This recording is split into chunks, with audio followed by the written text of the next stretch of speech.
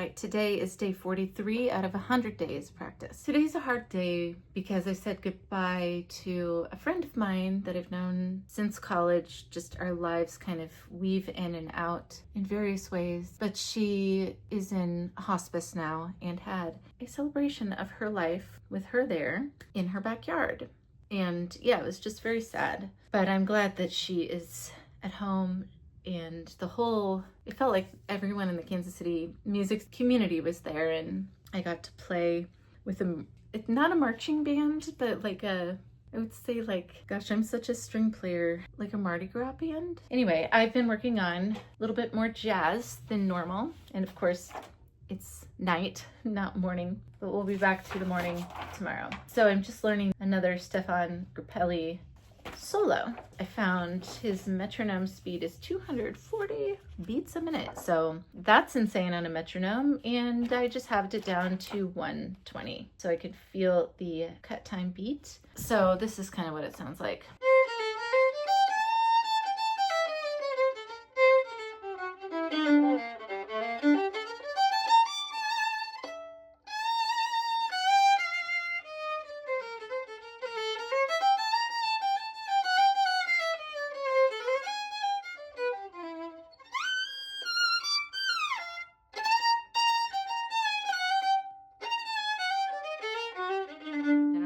As well.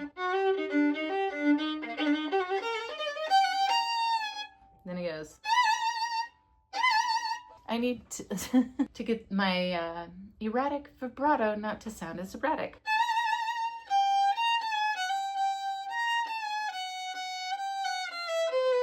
When I was looking at this transcription of a solo, I was like, okay, it's 2 pages, it's kind of a long solo. Next 2 pages, oh my gosh, it continues. I do not see a double bar line indicating the end. And here it is. So it's 5 pages of music. And when I see something like that, it makes me sad. Then I realize Grappelli's solo ends here. There's 2 other violinists who have their notated solos in here. I just heard something weird. Anyway, today I learned, is this interesting? I've got to get to here. But Erin, my friend, is a jazz singer, so it feels appropriate to do more jazz. More jazz than usual in her honor. You know what I'm gonna do? Something that is not very type B. This is a very type A thing. I always have a hard time finding finding which tunes I'm working on in a book.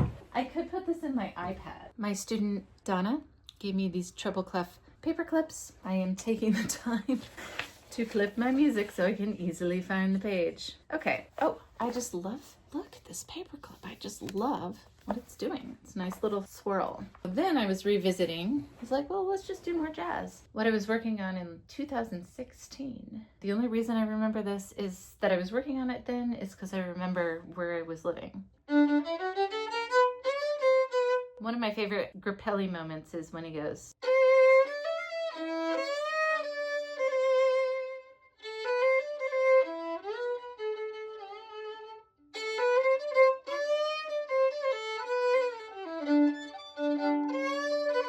But it's this moment. And when I'm getting these tempos and thinking about myself playing things up to speed and everything's really fast, the benefit of slowing down these recordings, what's going on here, is that I can hear that he's not really playing all the notes. A lot of the notes are just implied. And so it gives me hope, because I'm like, with my classical background, you would play all the notes and they would all speak equally, or there'd be more of a tendency to do that. But with this stuff, it's more rhythmic and playful, so not everything is being pronounced with the same amount of air. Okay, and I think I'm gonna wrap up this session in this day with just playing through some of my tunes that I know to try to continue with keeping I'm trying to put a tune with the name of the tune and then be able to just play it. Because most people ask me, play a jig, and I'm like, my mind just goes blank. Like, I don't know any jig. I know the names of jigs. If I heard it, I could play it. But just to have that more like self-starter feel in a session. So yeah, I'm gonna play through a couple of those, and then tomorrow I'll be back in the morning with breakfast and do my normal practice.